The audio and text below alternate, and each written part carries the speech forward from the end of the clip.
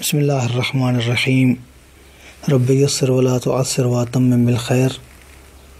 مومنین کرام، امام علیہ السلام نے یہ بھی بیان کیا ہے کہ انسان کا اپنے آپ پر بھی حق ہے، انسان کے اپنے اوپر حقوق ہیں، اپنے ذات کے حقوق ہیں۔ اور یہ کون سے حقوق ہیں؟ امام علیہ السلام فرماتے ہیں وَأَمَّا حَقُّ نَفْسِكَ عَلَيْكَ فَأَن تَسْتَوْفِيَهَا فِي طَاعَةِ اللَّهِ۔ فرماتے ہیں تمہاری ذات کا تمہارے اوپر حق ہے، تمہارے جسم کا، تمہارے بدن کا، تمہارے روح کا تمہارے اوپر حق ہے، اور وہ حق یہ ہے کہ اللہ کی اطاعت پورے طریقے سے کرو، اپنی ذات کو اللہ کی اطاعت میں پورا استعمال کرو۔ فَتُؤَدِّي إِلَى لِسَانِكَ حَقَّهُ، فرمایا اپنی زبان کو زبان کا حق ادا کرو۔ وَإِلَى سَمْعِكَ حَقَّهُ، اپنی سماعتوں کو، قوت سماعت کو، اس کے حقوق ادا کرو۔ وَإِلَى بَصَرِكَ حَقَّهُ، اپنی بینائی کو اس کے حقوق ادا کرو۔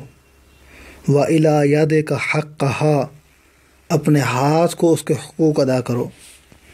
وَإِلَى رِجْلِكَ حَقَّهَا، جی ہاں، اپنے پاؤں کو، اپنے قدموں کو ان کے حقوق عطا کرو۔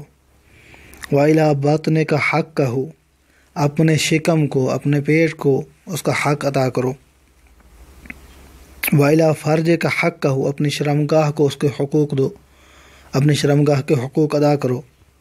وَتَسْتَعِينَ بِاللَّهِ عَلَى ذَلِكَ، اور ان سب حقوق کی ادائیگی میں اللہ کی مدد مانگو، اللہ تمہاری مدد کرے گا اور تمہیں کامیاب و کامران فرمائے گا۔